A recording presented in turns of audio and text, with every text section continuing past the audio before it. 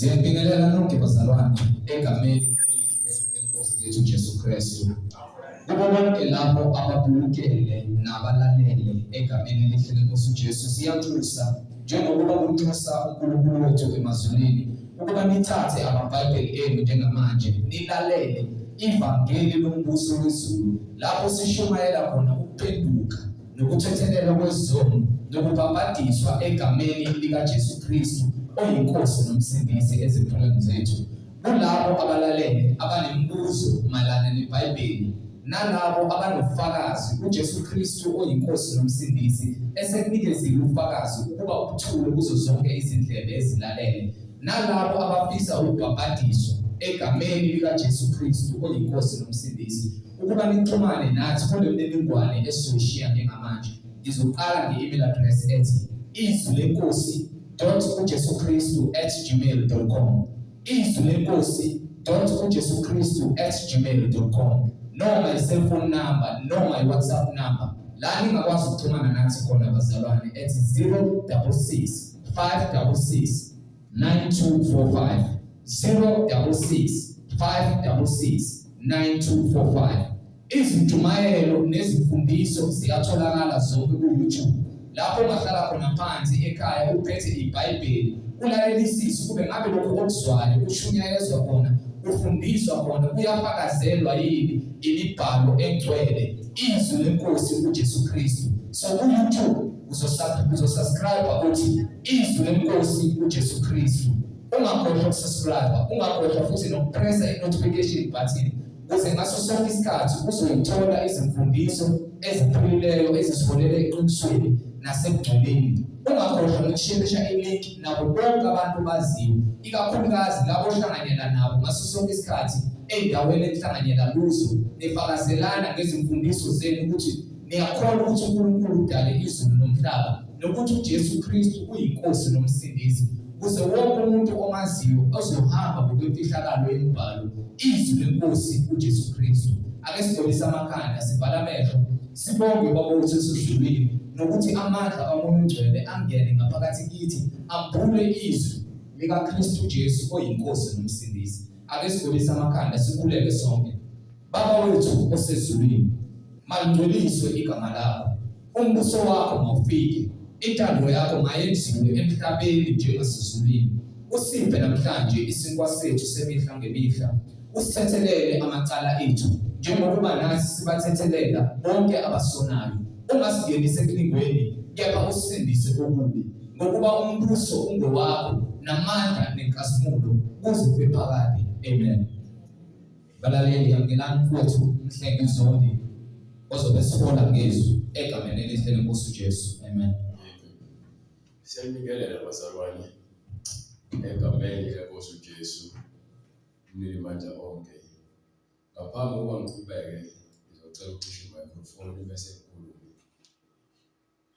Bazalwane, siyanthanda uthando ungazenzisiwe. Njengoba sinthanda sifanele ukuthi omunye nomunye aphile ngokuthula nomunye. Uma ungekho ukuthula ekubeni usumvumile uJesu enhlizweni yakho, lokho kulimaza wena and usathana akafuni kube khona ukuthula kuwena.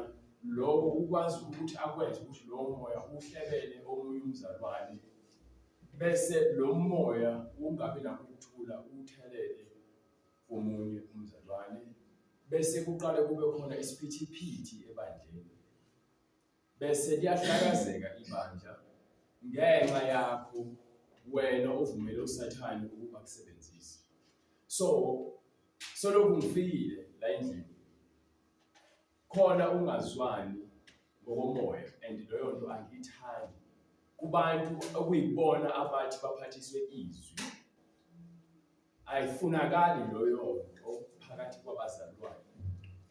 So kubalulekile, ngizovula iBhayibheli khona uzoqonda. Yabona, uma singavumelani ezwini lenkosi singama la sogcina sesishayana ngamazwi, and leyo nto ikhombisa ukuthi nobani uzogiya la ngokulimala kwakhe.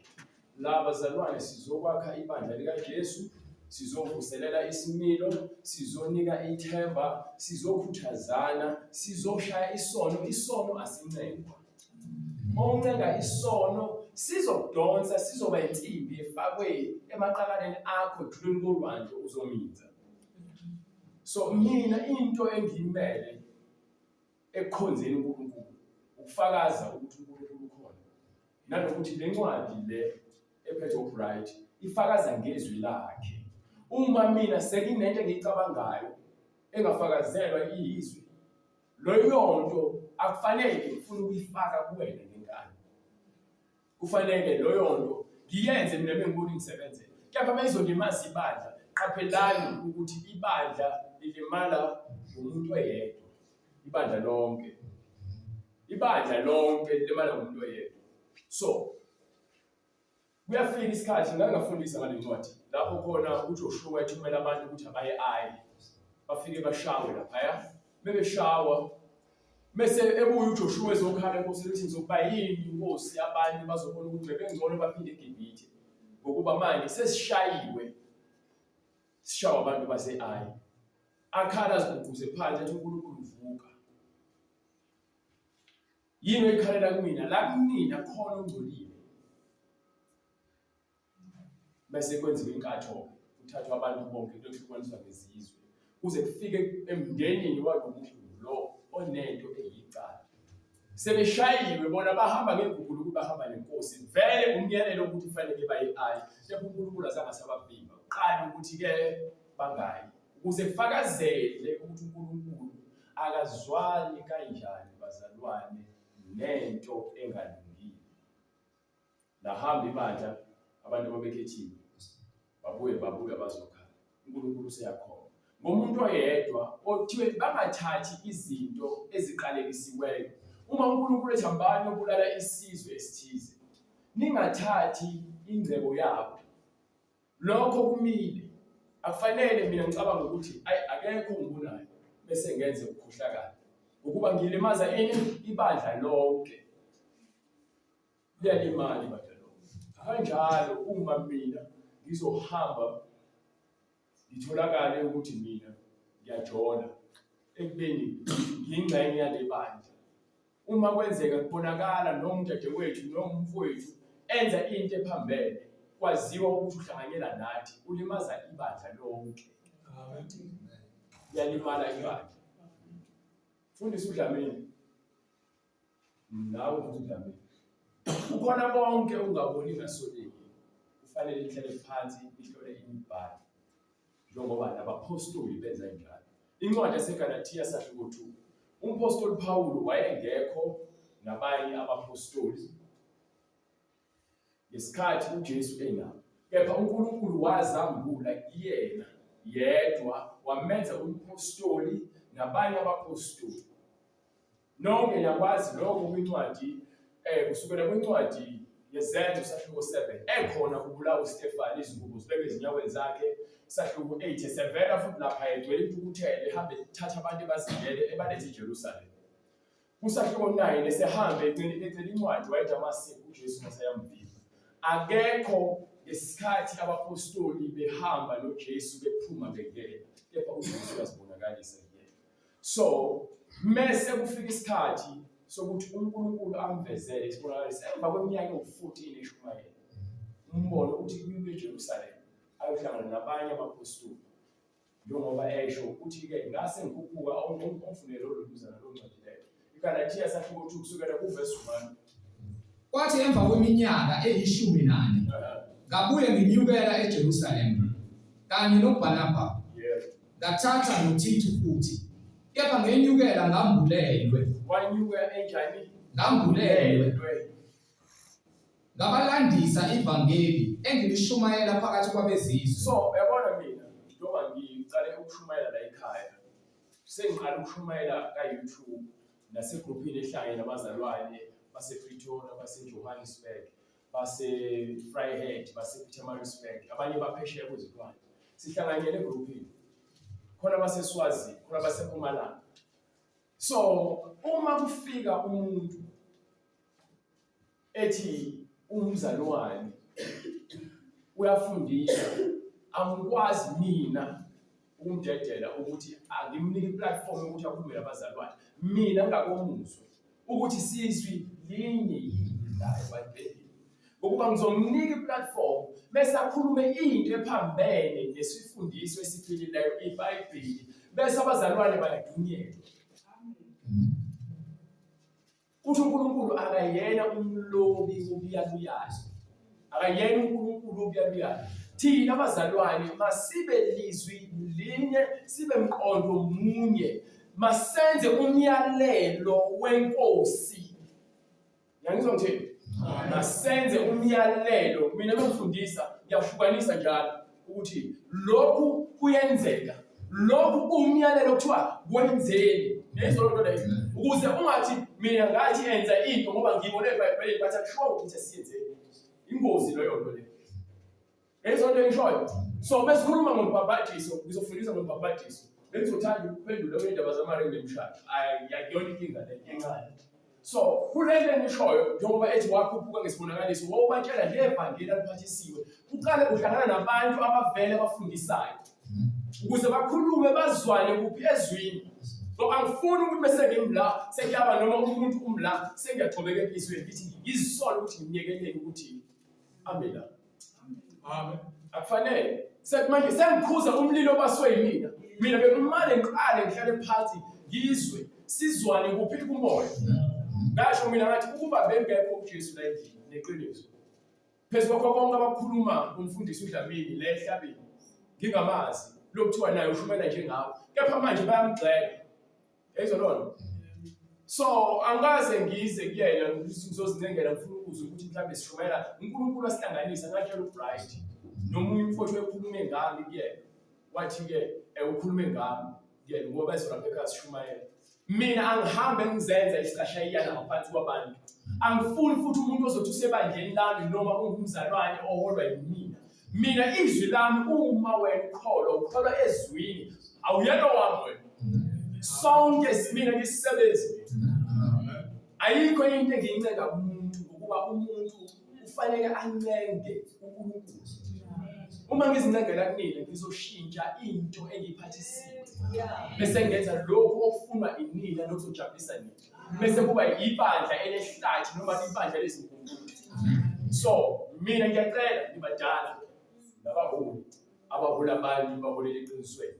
So angeke ngihlale phansi nizike isikhathi bekukwenzeka sibe sonke sihlole imbali uma kukhona into onenkinga nayo asihlale phansi singagigiyeli sime la sigigiyele ngenkulumo asifunde lonto le angihambisana lonto ingangixosha futhi phakathi kwenu ngoba iqiniso alifanele lihambe ngokuthi likekele kufanele sihlale endaweni bekuthi thina khona singekoni kahle sihola abantu ngoba umholi ngaphambili abantu balandela into emishoyo. So kahle fanele sihlale phansi njengokusho kweBhayibheli lithi right. Kepha ngenyukela ngambulele ngabalandisa ivangeli engilishumayela phakathi kwabezizwe. Kepha phambi kwabadumileyo phambi kulabo angithokoza uthini abadumile abapostoli okuyibona abantu abahamba beshumayela ivangeli. So ubiza bona kuphela mesathina ngokwalokho ufuna mhlawumbe ungaba ngokuthi ngigijimele ize kunokwenza ukuthi kade shumayela ivangeli kanti kushumayela into engekho. Kunabantu ade behamba phambili ade benoJesu. uJesu uthi akaye kubona manje labantu laba. Ahambe ayofakaza kubona ukuthi ngabe ngempela abakhuluma lezilinye. Yonke leminyaka u14 eshumayela. Noma sengagijimela ize. Noma sengihambela amanga. Kepha ngisho noThithu.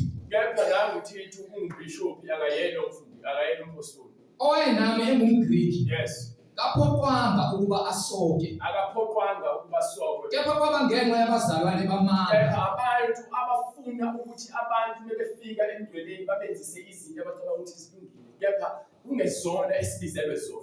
Ukuba ngizokuvezela ngeBhayibheli futhi ukuthi uthini uPetru kwincwadi yezenzo uma kubizwa abantu bezizwe thina singabantu bezizwe ababizelwe ukuthi bathole umusa ngenxa kaJesu. Awuyena umJuda wena. Awunikwanga umthetho wena. Umthetho lokukhona kwiTestament elidala ubekele ukube isisekelo isivumelwano iTestament endala isivumelwano esidala. Ngiyangizwa ngithini? Uthi uJesu isivumelwano esisha engisenza nani. Ngiyangizwa ngithini? So sine test in the Testament elidala isivumelwano esidala. Sinesivumelwano esisha. Kepha kwisisakelo lesesidala, iTestament elidala, kunezinto ezigcwalisiwe. Njengoba ethi uJesu, angizanga ukuzobhubhisa umthetho nabaprofeti, kepha ngizogcwalisa. Uma ungambulelwe izinto ezigcwalisiwe eBhayibhelini, uzoba nenkinga ukufundisa abazalwane izinto ekumele bazenze nezinto ekumele bangazenzi. Ngokuba yini? Uhamba ngokungaqondi. Kubalulekile ukuthi uNkulunkulu akwambulele izinto ukuze noma ufika abanye abantu bekhuluma ukwazi ukuphendula ngemvalo. Imvalo eyenza thina sibe ngabantu abalizwi linye. Bethu uma sibe lizwi linye, ngeke ngibe lizwi linye nawe ngoba nakulo imali. Ngizoba lizwi linye nawe ngoba nakusigcwelela ngoba angingeni imali esibeni. Baningi. Verse 4. Kepha kwabangenxa yabazalwane kepha kwabangenxa yabazalwane bamanga abangeniswa ngasese. Yes. Abangena ngokunyenya. Yebo. Beza kuhlola ukukhululeka kwethu esinakho kuKristu Jesu ukuze asenze izigqila esingabahlelelanga nasikhashana ngokubathobela ukuze iqiniso levangeli lime njalo kinina. Yebo. Kepha kwabadumileyo Kulabo baziwayo bayinto nokuba babe yini abulutho yini. uNkulunkulu akakhethi ubuso uNkulunkulu akanandaba ukuthi ubani. ngokuba kini abadumileyo abanezelanga lutho. Ukudumo alusho lutho. Kepha kunalokho ukubona okubekiwe uNkulunkulu kunokubalulekile. lapho bebona ukuthi ngithenjiswe ivangeli. Yinani? Ngithenjiswe ngevangeli kwabangasokiyo njengoPetru kwabasokayo. Yebo. Ngokuba yena owanika uPetru amandla ukuba abe ngumpostoli wabasokayo wanginika nami amandla ukuba ngibe ngumpostoli wabezizwe. Okay. bathi ukubona umusa enguphiweyo oJakobe noKefasa noJohane ababaziwa ngokuthi bayizinsika banika mina noBhanaba isandla sokunene. Okay. Laba bayizinsika bese bezwe umusa ngevangeli amphathisiwe umpostoli Paul. Sebeyamyeka uThithu, sebethatha uBhanaba ngoba naye umpostoli akithi. Sebethatha isandla sakhe bayambamba naye bese beze kuyena futhi umunye umpostoli Paul nakhona bazombamba futhi bese lithi iBhayibheli. Banika mina noBhanaba isandla sokunene sokuhlangana ukuba thina siye kwabezizwe. So bangithi bezwe labantu bavumelana kuphi ezwini. Ngakho bese sukuma usethi nangu uBhanaba sengiyavuma isandla leso sokhombisa ukuthi mina nawe silizwi linye. Ngiyaya manje ukubani ngiyabuya uPaul khona ngiyafika ngithi silizwi linye nawe. Ezolo sengiyakela uhamba uqhubeke ushumayela ivangeli kwabezizwe. Naso sisana siqhubeke kulapha bamaJuda. Lezo nto ngishoyo. Asikwazi ukuthi sifuna ukufundisa ekubeni thina abantu abaphethe izwi esivumelani sibanga ubuyaluyalo nengxabano nokuphakathi kwabazalwane. Izinhliziyo ezingalungile zizofezeka vele ebandleni. Kubalulekile ukuthi into oyikhuluma ibe isifundiso bese emva kwalokho ifakazelwe yizwi. Lezo nto leyo. That's why ngithi mina iBhayibheli isisekelo sami sokuma la uma ngasakhuluma ngeBhayibheli senginoxoxa umlando engasile. Angisuke la. Angisena msebenzi la mina. So ngiyacela ukuthi sibe munye. Lokho nje sifunde ukuthobelana, singaphakamelani. Sifunde ukuthobelana. Into ongayiboni kahle mbuzo umfowethu ngithi usho njalo. Uyamthanda ngithi? Uyamthanda ngithi? Khombisa ukuthanda phela. Khombisa uthando lento efunakalayo kuthiwa masithobelane. Ongincwadi uqala enduzana yaPetru sathi ngo5 kusukela kuverse 6 noma kusukela kuverse 5. Iqala ikhulume nathi bodado ukuthi hloniphani abantu abadala. Yes.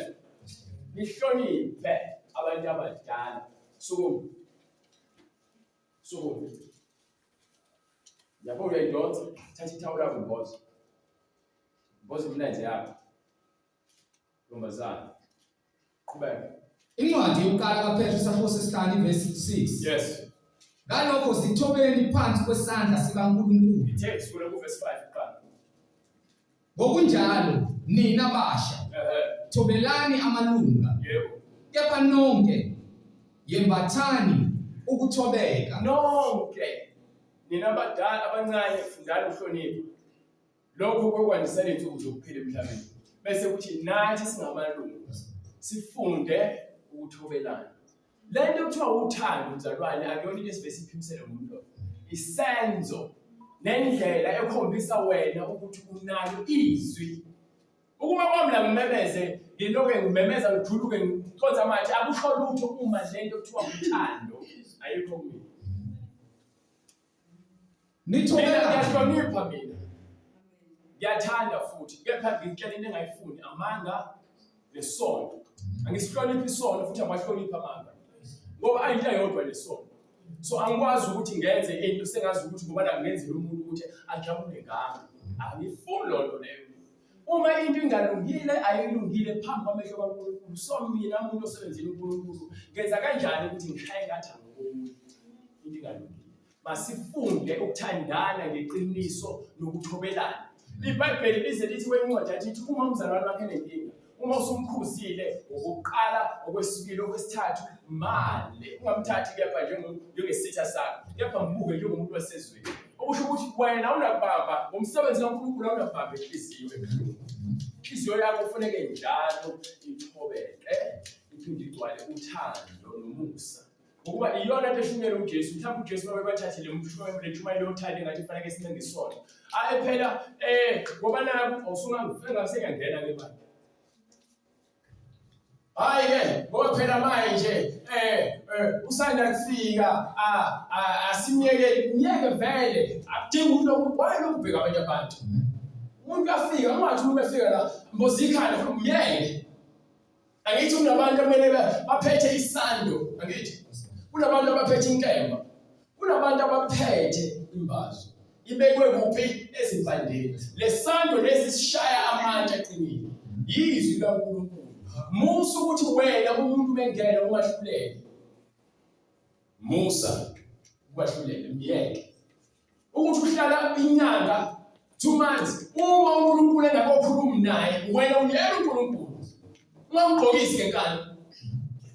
Ungamkhumulisa amacici ngenkani. Myeke. Akithi ngikhona la. Ngizola ngimemezile mina.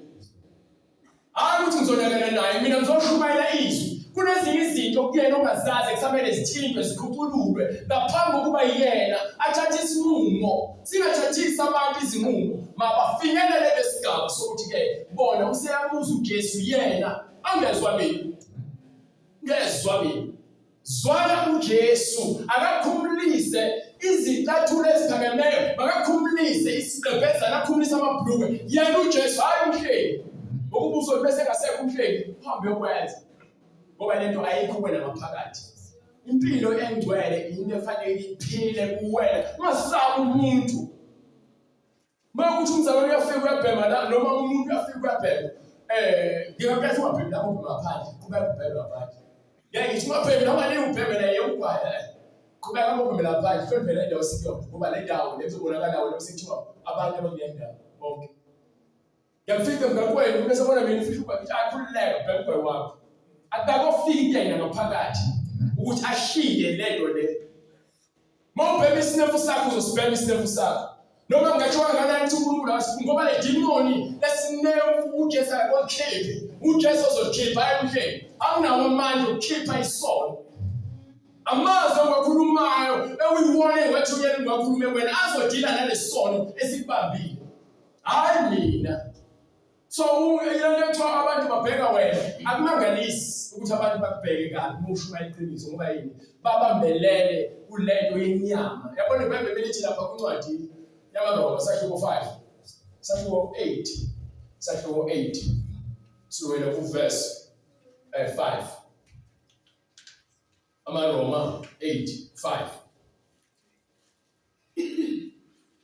Ngokuba abokwenyama banaka okwenyama bese kuthi abakamoya kepha abakamoya banaka okukamoya. So understand ukuthi umuntu mengezwa izwi ubheka umuntu ukhuluma ngezwi kepha umuntu onezwi ubheka izwi alalele izwi ngokuba lidila nenhliziyo lilungisa inhliziyo yakho njengomzalwane. ngithe akekho noyedwa onkolo kunomunye laphakathi kwethu. Futhi so once enhlizweni yakho nasengqondweni yakho wazitshela ukuthi wena ukholwa kakhulu ngubani, usuwile. Ithi incwadi ya-Isaya sahluko 14 kusukela kuverse 12 ikhuluma ngokuwa kwaSathane. Ngalesikhathi esezilinganisa ukuthi yena uphakeme nezinye izingilosi, uSathane waphuma ezulwini ngoba usefuna ukuzilinganisa nobani noNkulunkulu. Lize lithi iBhayibheli kwincwadi yaMshumayeli, ungakholwa ngokweqile, khona lento yokuthi ugcine sokholwa ngathi isilima ngokungazi. Khona ukholwa isilima ngoba ukhona njengesilima ngoba lento oyikholwa yona uyayiqonda futhi uyayenza ngoba uyaleliwe kuthiwa yenze. Ayikho into ebalulekile ngoba uNkulunkulu uzayiveza kwincwadi yaSamuel. Lento yokuthi uyayinyanya lento ngokufana nesono sokuthakatha noma sokugula yokungalaleli.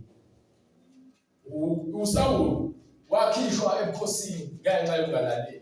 So ukulalela izwi likaNkulunkulu bese uyalenza njengoba uNkulunkulu ethe lenze, wena uzakuba msulwa phambi kwaNkulunkulu, hayi phambi kwamhleli, hayi phambi kwamfundisi uDavide, phambi kwaNkulunkulu. Bayini incwadi kuIsaya sahluko 14 verse 12. Yes. Yeka ukuwa kwakho, yeka ukuwa kwakho ezulwini, yebo, khwezi elikhanyayo, kwezi elikhanyayo uSathane, ndodana yokusa, indodana yokusa, nokuphunyelwa kwakho phansi, nokuthi uqunjelwe kwakho phansi, wena owuthobisa izizwe. yena uSathane lowo owenza abantu badansela isiginci sakhe. Nizwa nje sikhuluma emakhaya udansela isiginci sikaSathane, esikoleni udansela isiginci sikaSathane, emphakathini isiginci sikaSathane, emsebenzini isiginci sikaSathane. uSathane usethole ithuba yokuthi athobise abantu. uSathane emeqala wathobisa umuntu obusayo phezu kwabantu, uyazi lo muntu unomthelela kubantu abamlandelayo. So ukwazi ukuthi afune ukuthobisa abantu ngalo muntu ophethe. Abantu babengeke bakhonze izithombe ngesikhathi sikaManase nangesikhathi sika-Ahabe, ngesikhathi kuJezebeli. Kungeyena uJezebeli ophezulu lapha no-Ahabe baphezulu bobabili. So banamandla, ingakho uJezebeli akwazi ukuthi athi ngoba uNabhothi uthe u-Ahabe ngeke kunike isibande sami.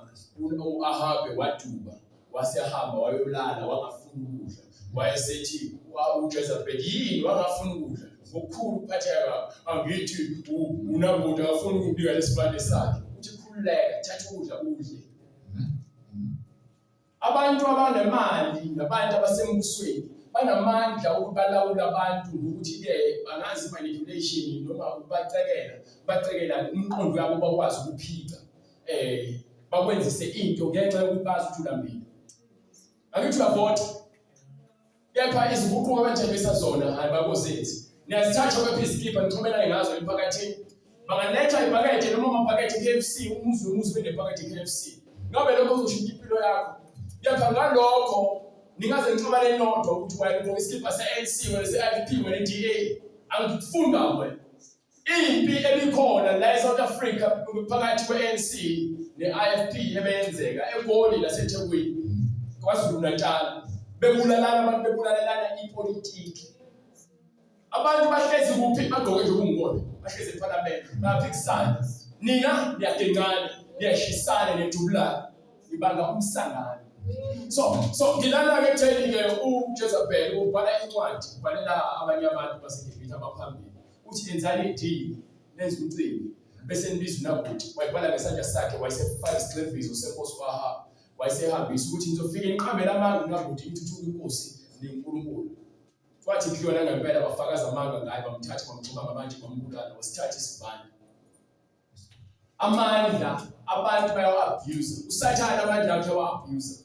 Into enje ukuthi angafuni isizwane ngokuba thina uyazi mesizwana sizokwazi ukuzwa uNkulunkulu. Kepha uma sihlakazekile omunye nomunye ejonsa ebhekelele, omunye ejonsa ebhekelele, uyazi ukuthi leyo nto ayinamsebenzi. Mina into engikhalelayo babadleni wonke ubona ngafuni indaba zokuthi kuthiwe igda ibadle thize ilona elingcono. Uma ningekho ngcono ngeBhayibheli ayinamsebenzi. Angikhathali iningi labantu eliphakathi. Nginendaba yokuthi ngabe abantu bahleli esisekelweni sokuphila. Waphela indlela yokuthi thina siye kuphi kuJesu ihamba ngezwi. Indlela yokuthi sazi ukuthi uJesu uvele nini ihamba ngezwi. Sithola ukuthi uJesu akakaze abe nesiqala, akakaze abe nesiphetho njengoba imineka onke kabethethezela. Ongena siqala ongena siphetho. So uze ngani lokho umfanekiso lowo ngila kulelo ukuthi thina abazalwane simele siqonde izwi likaNkulunkulu. Ungadidiseki ekuhambeni kwakho, ungalahleki ebungcweleni bakho ngenxa yokuthi wena awuhleli uNkulunkulu. Ungathathi into engiyishoyo bese uyenze njengoba ngishiyo.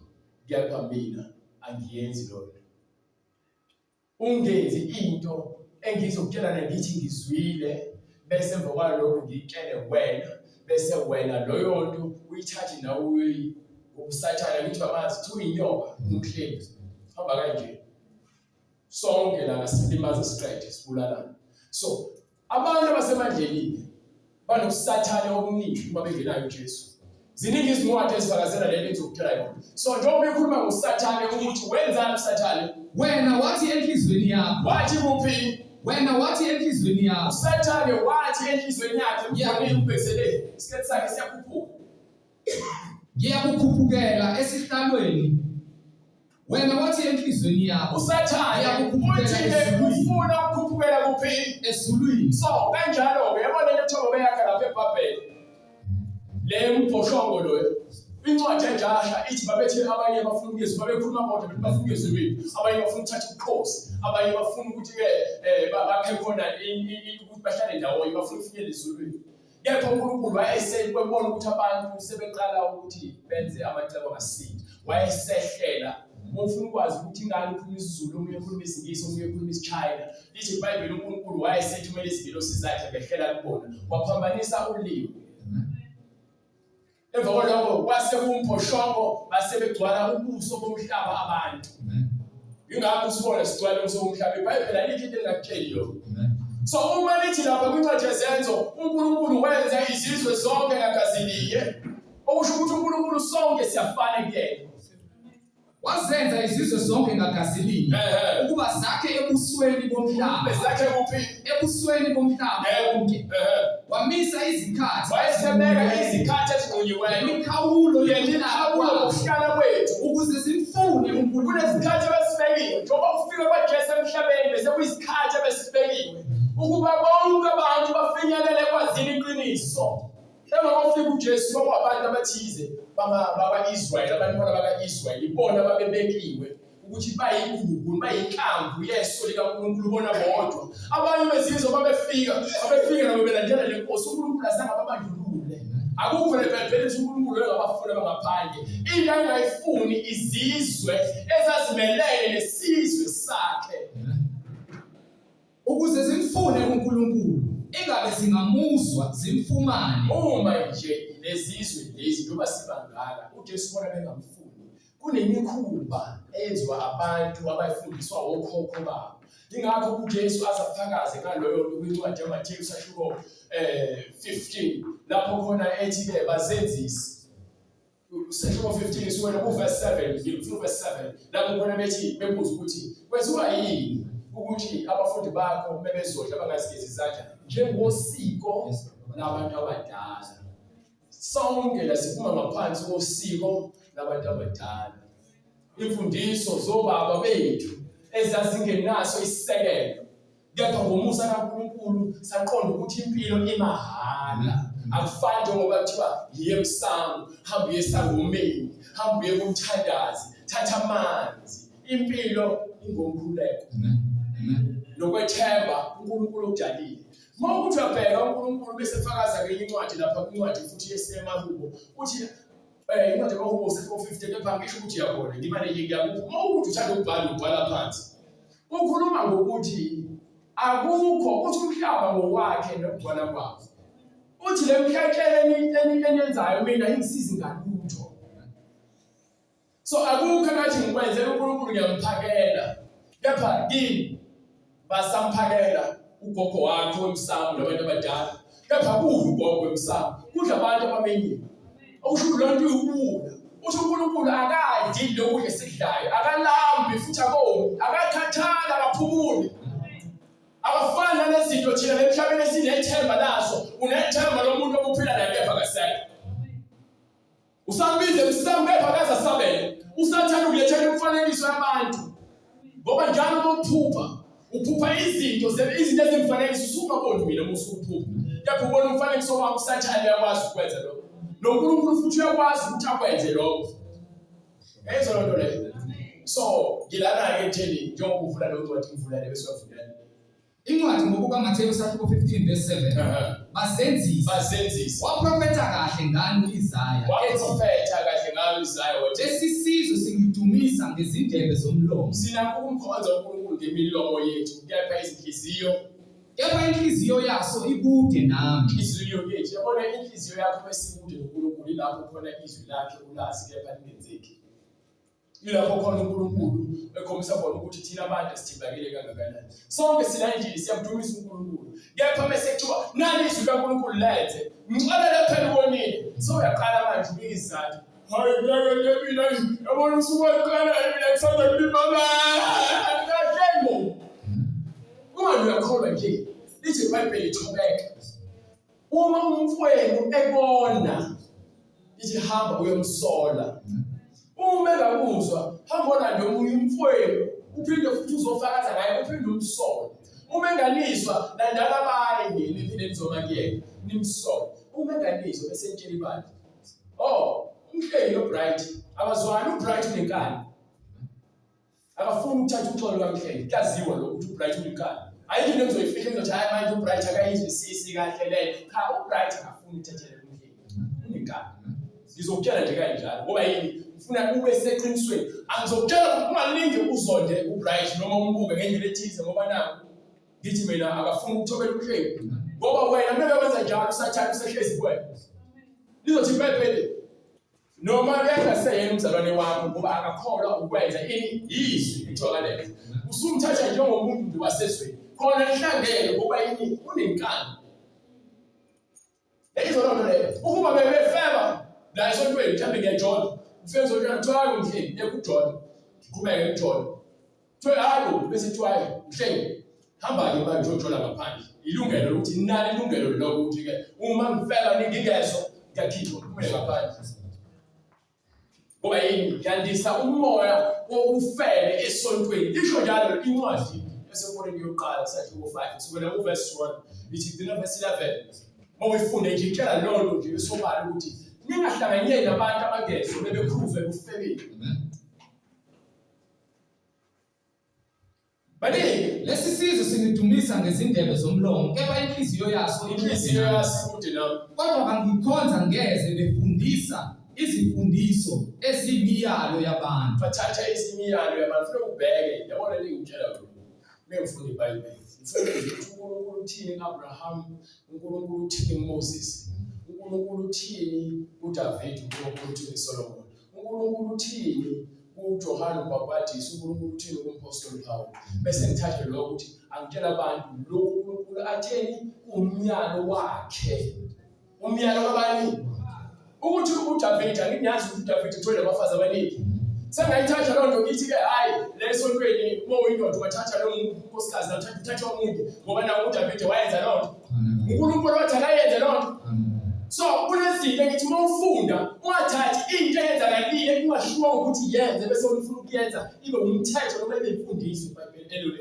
ebadleni qaphela kubalulekile ukuqaphela imibhalo ngoba amabandla amaningi nabahola abaqumbi izindathi mahhala nje begcwele ukukhola begoloza neminikelo begoloza nezikhundla ngoba yini sebephindile ibandla abalenzelabo bafundisa abantu imiyalelo yabo bafundisa abantu izifundiso zabo ibandla kusenalo likaJesu yebo abantu baya enkonzweni banenkathi futhi abantu abanjalo ngoba bathanda abafundisi baba bazotshela izinto abathanda ukuzizwa uma ungalizwi iBhayibheli ukhululekile ukuthi hamba yayilonto leyo ukhululekile phuma ngomnyango uhambe ngoba yini uJesu washwela emva lokho wenza isibonakaliso badla izinto wayesebona imfula owahambe indlela abanye abafundi bakhe bawela imfula balandela base bawela imfula bebefika bala sebemona awufundisi ufika kanjani Just in a England, go on out, police, when I see what I did. Wabafaka lentuthu yena manje oyisinga sasezulwini obaba benu basidla lesimba sasemana kepha bafa manje kufuneka nidle amazwi ami ngoba mina ngiyizwe livele ezulwini lithi iBhayibheli abalandeli abaningi bamflathela uJesu bamshiya bahamba asakaza ncengo noyena ingakho aphendukela kuphesha wayesembuza nabafundi bakhe ukuthi ke nani kenza ngishiya yini ivela lapho ke ndaba ukuthi uPetru singayaphi inkosi ukuba uwena phela namazi uphila uPetru lalelani amazwi okuphila uma ungalifuni iBhayibheli ukhulekile ukuthi uhambe odla emadlelweni lapho kudla khona nengulube hambe odla nengulube nesithu umphalazo ngoba ufika ukhishwe emanyaleni ulizwe ivangeli endleleni bese qhamuka usathane ngabafundisi abangathunyiwe uJesu abazele ngenhloso yabo nobuchwepheshe babo bazofaka imfundiso engasini wena ungasabuza umfundisi omahlanganisa ukuthi umfundisi ukuthi uthekini bahlale phansi basebebheka ehlweni embhalo wena usuyahamba wena uyathu uyofunela imibani usathana uqedile ngamabandla ngenxa lokho mina angisiwe ngabantu futhi angimile ngabantu angincenge umuntu mina ngoba thobe kuyeke umfana yedwa benzoshumayela kanje ngoba yena ngishumayezela ukuthi mina ngikwenze wena ukuthi uzizwe kangcono uma usalana ngifuna wena uphile la bathi yini kwenziwa khona izimoto eziphelele ibhithwa khona kuzophelele ibhithwa la workshop noma ngisesibhedlela eclinic fika sonke iziguli izifebe iziphingi izidakwa fanele ziphume ziphilile la ukuthi hayi angisafuni ukubheka sekukhathele umntwana ngoba yini usezwile amazwi okuphila angisebenzeli mina iphakethe angisebenzeli futhi ukuthi i-bank account noma mengithathwa lesitsha kubekela kuthiwa kufanele kubonakala ukuthi abantu ke bacebile la kufanele kube nomnikelo omningi umsakani lo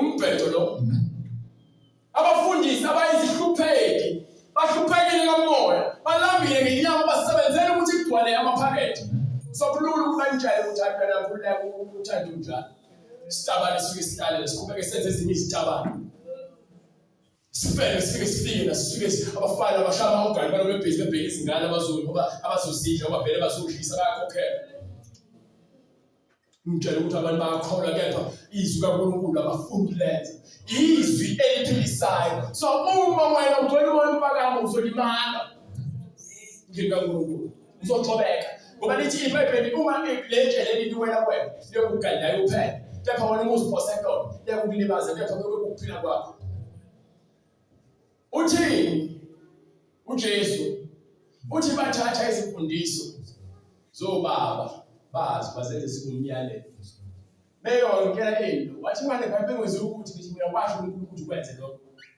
bese uthi wena cha ngipho indaba ungakwazi umphendule bese ngithi yabona leyo nto wena ucabangile ukuthi ifanele yenzeke but uNkulunkulu akayifakazeli uSolomon mekuthi iziveze yakhe uSolomon wathanda abafazi abaningi uNkulunkulu akazazi uSolomon akazi abantu yapho uNkulunkulu mawufunda funa incwadi uyifunda yezethu sahluko 17 uverse 6 uzathi uNkulunkulu ezinye izikhathi wazithalalisela zokungazi futhi siningi izinto uNkulunkulu aziyeka abantu bengazazi ebeke isikhathi sikamoya oyingcwele ozakuholela kuphi abantu eqinisweni so uma ungenawo oyingcwele uzoloku uhamba ukhuza uhamba ukhabheka uhamba lo uthi hayi ngiyakhona ezulwini khona ngike la omunye uyathatha hayi ngiyakhona ezulwini lapho mangifika khona ezulwini mangifika ezulwini ngobe usufile ngoba ngikho lapho ngoba ngilona izulu le lo moya lo aphuma ngawo indoda izayo umoya wempakamo Sathane uyayifaka impakamo abantu basikhuza lo moya wamaqhoqs incwadi ekhona kwiSaya sahluko 3 verse 12 lapho 16 lapho khona ithi athi ngodela angwagqoka amaqhoqs umfana bengodela nami nendlela engihamba ngayo ukuhamba so ufuna ngihambe ngolayini yabo umuntu osifazane naye ufuna ahambe the same thing kepha uhambo lakhe liyashintsha ngoba yini manje sekhona lento le emenza ukuthi ashintshe nezinga zakhe ngemuva mombuqo into tight ujilo noma ngabe yini yenza ukuthi emehamba wena umfana ngemuva usalungazelele so lezi zinto ziyakhuzwa ngoba yini usathana uqala kwenze uqamba manga ngezizipho zakho athi azikho sithi aphinda kutshela ukuthi hayi nobuso bakho abukho bumnyama futhi unamabala abona la wakhenyo ya ufuna uzozishisa kwenza umphofu ile zakho uzuphuthu kakhulu wothi uzifaka lo muthi zisho bese kwakazithi umango munye yabona ukuthi umoya wephakamo ungena nakile wena uzothi hayi wena bajelela ukuthi wena ukhe bajelela ukuthi futhi awuloni bajelela ukuthi wena umntwana kaNkulunkulu ubizelwe ukuba wena uzokwenza intando kaNkulunkulu kepha umuntu athobekile uzophuma uhambe. Hallelujah. Yabona uNkulunkulu uyasithanda. uNkulunkulu uyasithanda uthi uzolanda abantu abalahlekileyo. Ngakho bembuza uJesu bathi yindaba umfundisi wenu ahlale nabantu abaphuzayo nezoni ezifebe. Uthi uJesu amzelanga abantu abaphilileyo. Uthi udokotela ufuna abantu abakhululeyo. Ufuna abantu abanjani abakhululeyo. So uzolapha umphefumulo wakho ukuthi ube noqondo ukuthi laba balobekutshela ukuthi hayi wena nje usaphele bese uhambe uyojima wona ukuthi ufuna lo-6 pack bakumoshela isikhathi. Bakumoshela isikhathi amukela lokho ayikona. uNkulunkulu mawujima ungajimela uthanda impilo not ukuthi ufuna ukubukwa. Asifuna ukubona ngawe sosibhezela lapha yo-6 pack so uyashutha manje uthi umzalwane uyachama wenza abantu besifazane balobo bezofaka ama-light bezokuba bayithanda lento evezayo. Izimfundiso zabantu nosiko lwabantu kuyingozi. Mawufuna ukukhonza uNkulunkulu kufanele ukwazi ukwahlukanisa phakathi uzathi uNkulunkulu kuloluza noMoses etshela uNkulunkulu ekhuluma no-Aaron nabafana bakhe ithi 10:9 waLeviticus athi-ke awuzuphuza uphuzo namandla uma uzongena endlini kaNkulunkulu khona uyokwazi ukwahlukanisa phakathi kokungcwele nokungekho ugcwele ukuhlambulukileyo nokungahlambulukile ngoba yilento ufuna umqondo wakho ube sober ukwazi ukwanisa ukwahlukanisa ukuze mawuthatha isinqumo noma ufundisa ukwazi ukuthi lo akubona kwaNkulunkulu. So the Bible lever uncedele luzala esikoleni nje ukuthi ngekhiphani uvumele indalo ukuthi kunento emele ilahle ngasafunakala ngoba ivumele encane yenza umonakalo. Ingakho ngithi umuntu ayedwa uma eyisoni ehambe bemugwaye la lokho bezohlangana nathi njalo la lo muntu loyo umtholisa igama lebandla lonke. Untshela engaza lapha bezifeba lenge izothatha isendakhipha isisu. Abantu basezweni bayazazi indaba zenu ngoba uthi uNkulunkulu akukho nokukodwa okwenzakala ebumnyameni ongeke kudalule ukukhanya. So when utshetha abantu basathi izindaba zakho kanti uNkulunkulu uyaveza ukuthi awuyena wakhe uyedelela uyamhlanza umsebenzini wakho uSathane. So wenza ini? Gcwalisa izinkanuko zikaSathane bese uyokufika ngoJesu. Fike sibe la hayi bazalwane ngamthanda uJesu uNkulunkulu kaNkulunkulu usithisiwe. Nami ngisamsumele ukuba nje uNkulunkulu usangcilile. Ngisanda kuthola ipromotion emsebenzini. Awusho ukuthi wena ulale no director noma le manager usuku promotion. Uzoqhamela uNkulunkulu amandla ukuthi wena uNkulunkulu ndikumsebenzi kepha uyazi ukuthi wena ufuka qamba amanga ku-interview. Uma uNkulunkulu bekudalela umsebenzi ongcono ngokusawuthola ngoba uthandele wamanga ngoba ubheka uthanda sekunesikhathi eside ngasebenzi buka nje oayenda basebenza buka nje oandile sebehamba ngezimoto mina ngisele ngemuva. Usathanda vele ufuna abantu abanje ngawo ba desperate bese athi woza na interview. Uyakwazi ushayela hayi ngila license kepha unayo bese ufika lapha uthi hayi manje ukuthi umsebenzi ngiyawudinga kakhulu bese uqamba amanga futhi ekhaya gogo yakula nginabantwana afune ngibone ukuthatha umsebenzi uthola umsebenzi. Ngelinye ilanga sekuyabheka kuyalandelela unjani ugogo wakho? Ugogo wami awunayo ugogo mina. Hawu wathi nje ugogo wakho nje uyagula. Amanga amnandi owaqamba noma uwenza kepha kubuhlungu ukudalulwa kwento osukuthi wena ifihliwe. Kubuhlungu.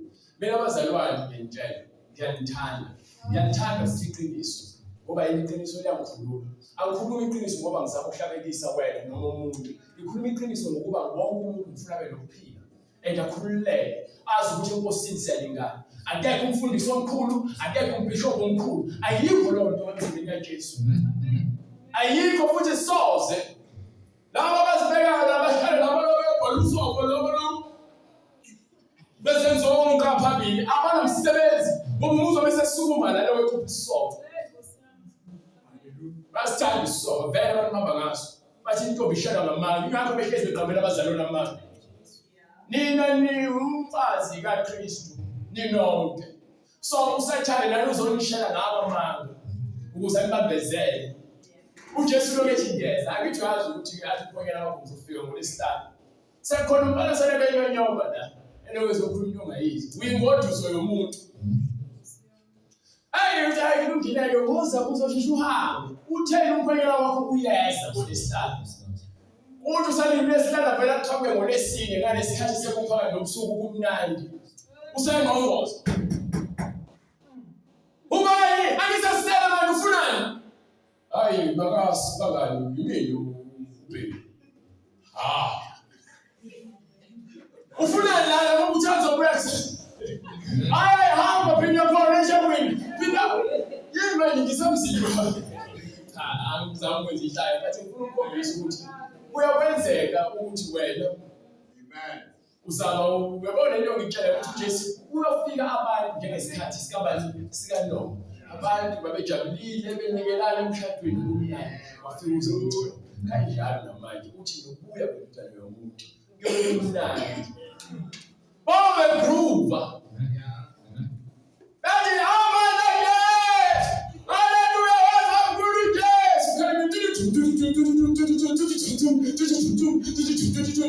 bedansa kufika uJesu salama betemini sebebona ufuna manje ngoba kuyashisa isikhathi kuthi masasifila kahle sina konke sigqoke zibubende kunendoda ehlela lapha esangweni njalo yona ihlezi indeni izinsalela zesiqhele lezinja ilimele lendoda izinja zifike zikhotha amanxeba wasifika isikhathi sokufa ithi iBhayibheli lendoda ehlela lapha esangweni ihluphekile ayizange ithathe isinqumo akusho iBhayibheli kukhona ayizange ithathe isinqumo sokuthi ihambe iyoqhekeza emthini wesiqhele noma izama amagceke kepha yaloku ihlelile impela ngoba sekufika isikhathi sokufa wathunyela ingilosi yamthatha yambeka esifubeni sikaAbraham kwase kufika ukufa isitay sasesifa kuthiwa safa akusho ngisathathwa ingilosi yofaka isifubeni safa sathi besiphakamisa amehlo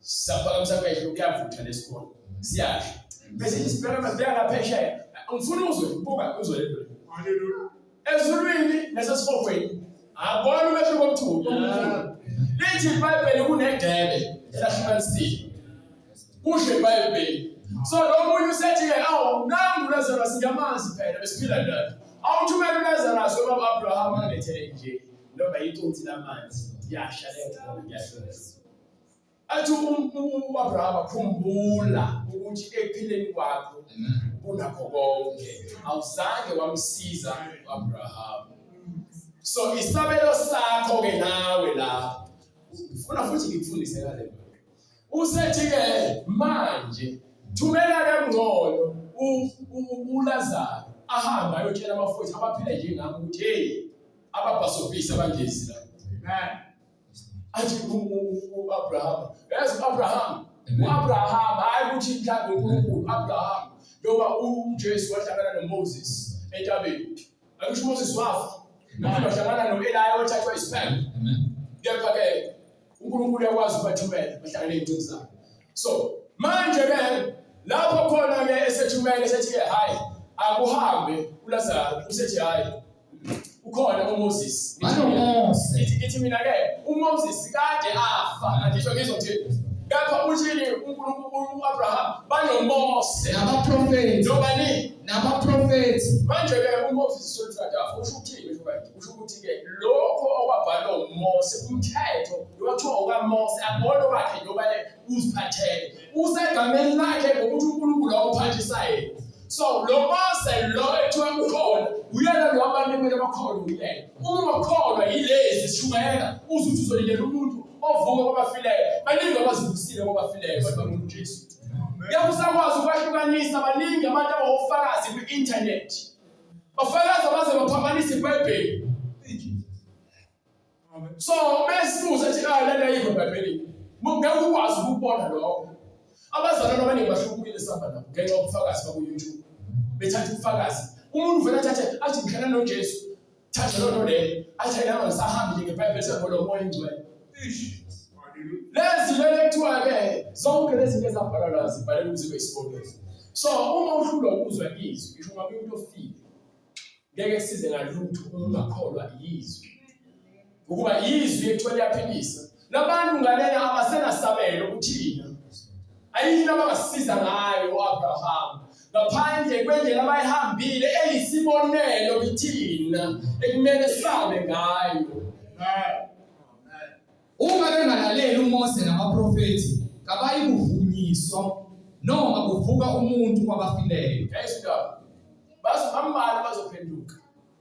Abona bonke. Ungaphatheki kabi uma ukuthi umngakho akaphenduki.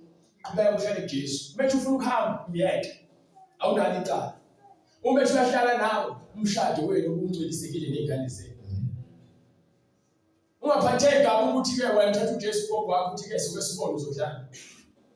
Isho iBhayibheli ungakhathazeki ukuthi ke uzolala udleni, uzogqokani, noma uzolalaphi. uNkulunkulu wenza umhlaba wamuhle ngezimbali okuhlobisa kuze kulinganiswe naso lo mthwe ekuhlobeni kwakhe wayengekaza afike ukuhloba komhlaba. So ngifuna understand ukuthi uSathane ufaka impakamo kuwena. Bekhuluma ukuthi isicebe ephakeme kwakumele izehlise ithathe lo muntu izodla naye endlini. Uhlupekile. Yaphi isicebe sakhe ezophakama. Namanje ke lezifundisi sizitholayo eziningi ezingaholwa iBhayibheli zenza ukuthi ugcine sesiphakamelayo. Hayi mina ngikhonza eZayoni singolwe ngesitulo kamnandi. uNkulunkulu usizwa kahle. Hayi mina kwaSema Roman Catholic Church sibatha kamnandi nathi futhi nje thina sineorder kwesitula sithi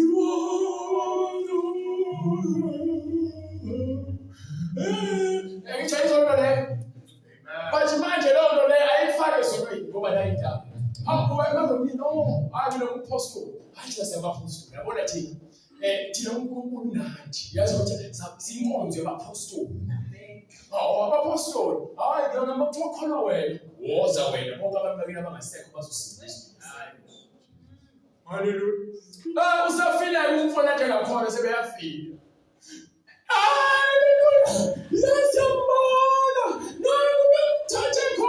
Beqamba manga shiya nethemba elingeke. Isho mina ke qaphelani abafundisi bamazwe nezimfundiso ezithukisayo ezingafakazelwa eBhayibhelini. Qaphelani. uNkulunkulu uyasithanda, sithanda ngeqiniso. Futhi uNkulunkulu usithanda esingakubi igcwele. Nabo bonke labantu abayizolo uyabathanda uJesu. So angakuzibona ngingcono ngithi hayi ngoba lo yana akakholwa ngeke kuhlale nawe uyanokuhlala ngakho. Lo hlale ngakho kumele ufune ufike umbambe woza la. Wasuma kujima. Ufike umbambe njalo umfowethu ethi nawe uyathanda ukuthanda umathande ngazo. Umbambe umgaqo umnike hayi ngoba umnika uthando.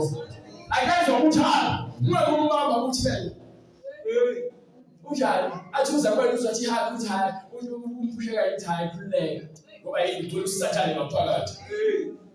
Lapho uzomamngelisa uJesu bese kumele akhombise uthando wena sebaqala manje uyashifta wena manje so ngithola indlela ethi uzoqeda lapho ngoba akaboni ukuthi kayisana. Yabo wenyanya vela kanjani unambuze lo muntu odakutshwana azokhuluma ebusweni bakho ubodla bona uba ngikholwa ubese ukwazi ukungakesicela umeyancane futhi yazungulisa ngotshwana. But ngoba ngiyakholwa sekumele ngithowe ngithi hayi kulungile. Yebo ayike siwakala khona uyazi bekuthiwa funda ukubekezela uhlolwa ngezinto ezincane. Yebo le ncwadi ethi ningayeki ukungenisa izihambi ukuba abanye bakwenza lokho kanti sebengenisa izingozi.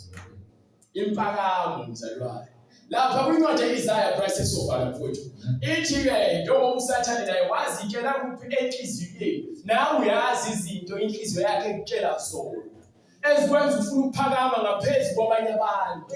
Unomoya kaSathane okuhlebela ukuthi wena fanele uhluke kwabanye abantu ube ngcono kunabo kanti qhawe yasikhohlisa.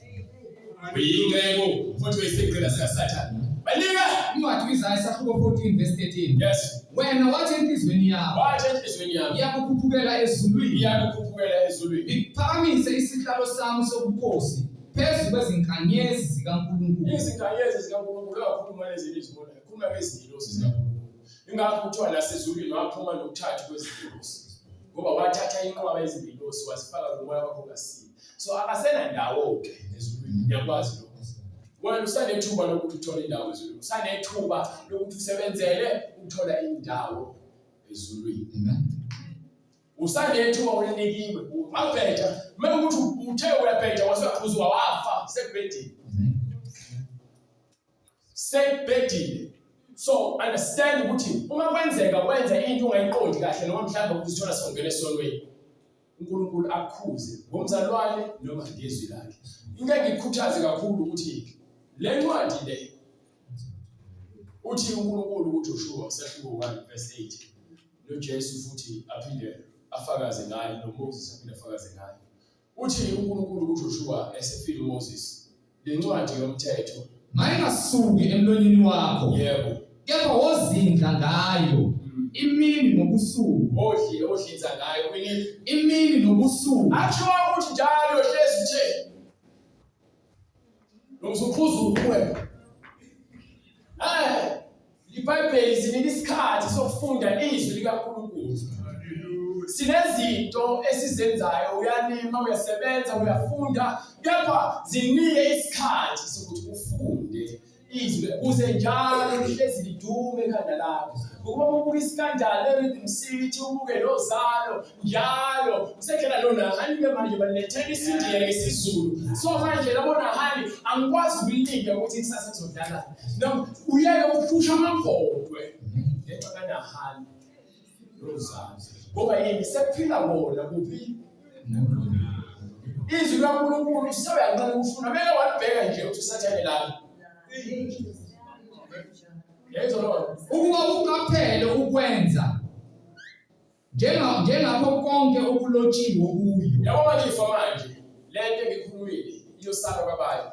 Kepha kusho ukuthi mina uNkulunkulu ayishilo mina kuphela. Kepha uma uNkulunkulu umzwe kahle uyoqaphela konke okushiwo ngencwadi. Kuba yini nawe nikuthola ukuthi unike umuntu ozovula ukuqonda ngencwadi, uphile ngayo incwadi.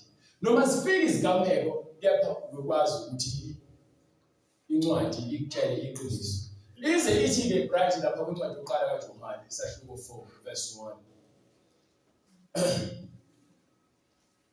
Ncwadi kaJohane isahluko yokuqala, 1 John chapter 4 verse 1.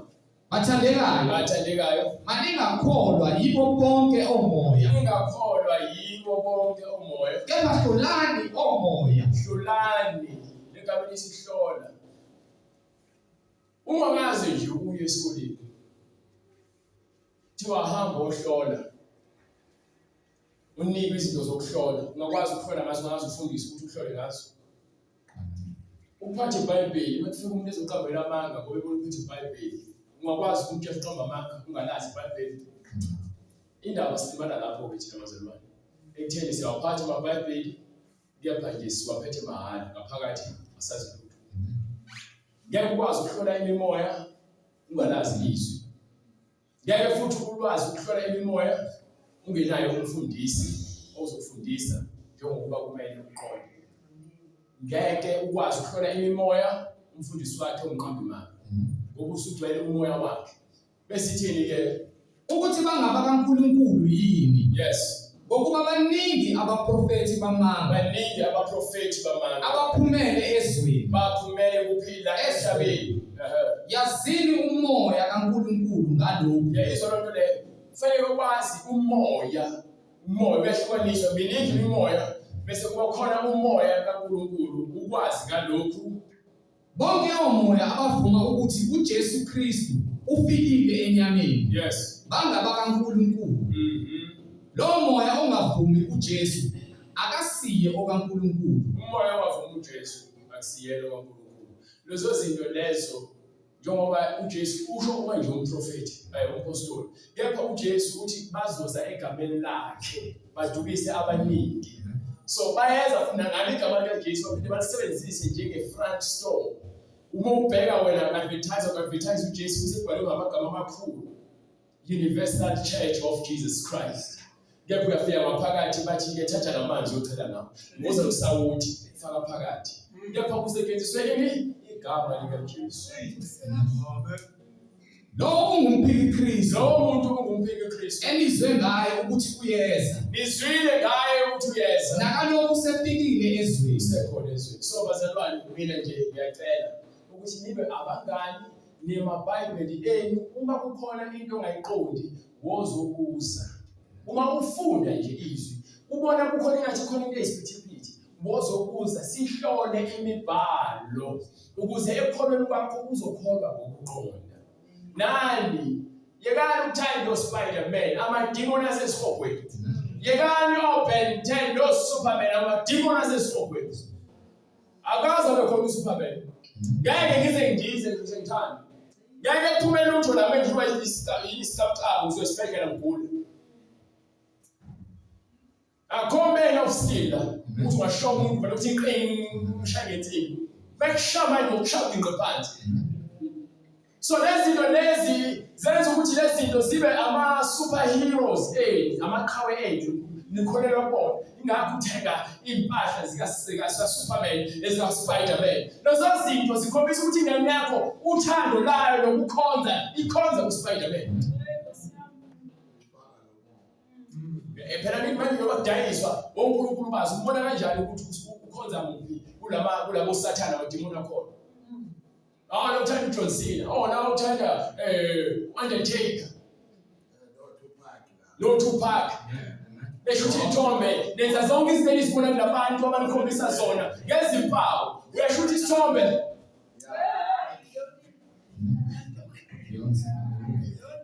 Uyenzela lo. Awuyazi ubone benze la uyenza. Izimpawu zikaSathane zixhumana ngakho ngakho nama-emojis uma kuvele phambi ufake. Ufaka umlilo wazi usho ukuthini. Ufaka umuntu onamehlo otha inhliziyo ngathi uthanda. Inhliziyo awazi ukuthini. Yethi mina ke qaphelani uSathane usebenza ngamaqhinga amaningi. Uma ngase ngithatha ilist ngibhale phansi ngeke ngizenqele. Maningi kakhulu amaqhinga kaSathane. Okay, siyabonga Bright ngezwi likaNkulunkulu. Siyabonga uNkulunkulu ngani bazalwane. Egameni likaJesu Kristu. Ngizothanda nje ukudlulisa ukugcina okukhulunyiwe ngizoxoxa njengomlando ngelinye ilanga uNkulunkulu yosenzela umusa siphele imbali. uNkulunkulu udala abantu bebaningi emhlabeni beze besuke lapha emumva kuAdamu kuze kuzofika kuAbraham. Abraham uthole isethembiso asuke ahambe uNkulunkulu esemthusile lapho isethembiso naye kungakukhulunywa lutho oliphathelene nezindaba zokuthi uNkulunkulu akafuna amacici akafuna umntwana ngoba izinto ezakhiwa uyena futhi kasho ukuthi umhlaba othize lapha bencwadi yeGenesis unegolide eliningi ayijabo. So manje bese kuhamba isikhathi ke ngalezo zinto indlela abantu bephila ngayo uNkulunkulu ezinye izinto wazithalalisela isikhathi sonkazi ngenxa yokuthi ke kwaba kufike leso sikhathi ukuthi kwenzeke lezi zinto abantu abazenzile ukuze uNkulunkulu methi into akayifuni kube nesizathu usibone nawe ungekwazi ukuthi akakokwenzeki nje uNkulunkulu wayivimba into akakokwenzeki uyayiyeka enye into eyenzeke ukuze bese inqaba ngokweBhayibheli sekuyinto leyo eseyenzakalile ngeke sayishintsha ngoba iBhayibheli seliphelile. So nangoku Abraham sethole uIsaka ngokwesethembiso mase volo kamfunele unkosikazi bese athumele kubo ukuthi akamlanda kubo unkosikazi bese ke thatha ngoba Abraham wayecebile kakhulu wahamba eGibhithe waphuma lengcebo waphuma eGibhithe leyo khona uNkulunkulu wemenzela umusa.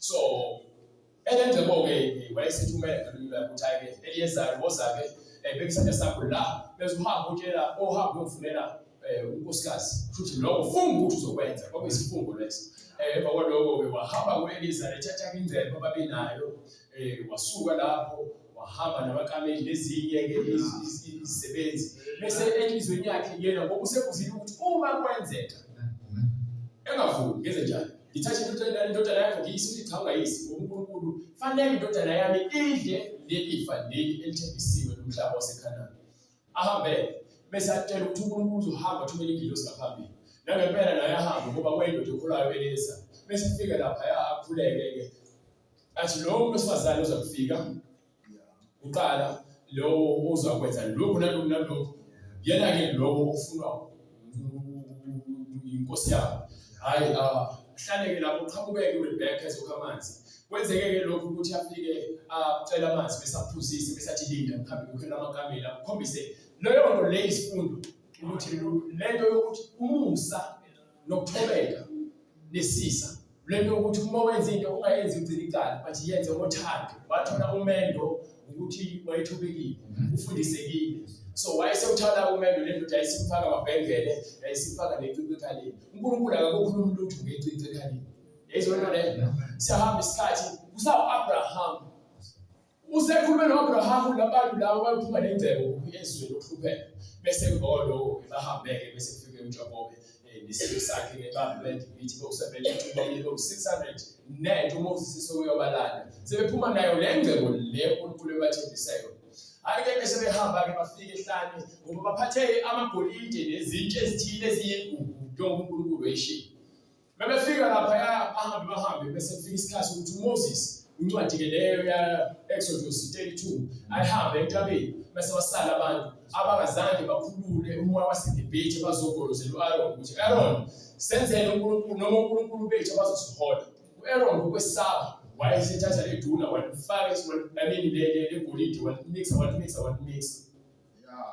wayesemeka laba iduna lenkomo legolide kwincwadi yaGenesis ehlobo 35 kuyavela ukuthi uNkulunkulu wayengazithatha lezi lapho ukhuluma khona verse 2 kuyavela wayesethi uJakobe kwabendlu yakhe nakubo bonke ababenaye lahlani izithixo zabezizwe eziphakathi kwenu nizihlambulule nina niziphendulele izingubo zenu sisuke ngikubukele eBhetheli ngiyakumenzela khona uNkulunkulu i-altare yena owangiphendula ngosuku lokuhlupheka kwami waba nami endleleni engangiyihamba bamnika uJakobe izithixo zonke zabezizwe yini izithixo akusho ukuthi isithombe kuphela isithixo lento eyigugu kakhulu enhlizweni yakho ikwela ngaphezulu ezazisesandleni zabo yabona TV yakho iyisithixo sakho lo uthanda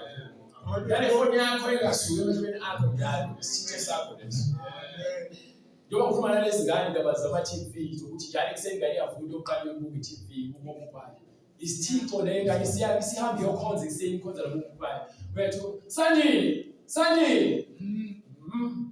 Sandile ma amehlo wasuku lapha hamba ukhelela amanzi lapha ngizoya phela 30 minutes lento le usakhonza uNkulunkulu wakhe so ngibuye kule nto-ke lena-ke yokuhloba kwethu thina abantu nathi nezinto esizithandayo mzalwane lezi zinto zokufakelwa isithixo sakho leso lezi zinto zokufakelwa isithixo sakho leso lezi yolifakile entobezelayo isithixo sakho ngoba ukhonza lona noma ubone ngathi umuhle ngoba unalo ezo nto lezo le tattoo isithixo sakho uphawu lolo oziveza ngalo ukuthi ukhonza abantu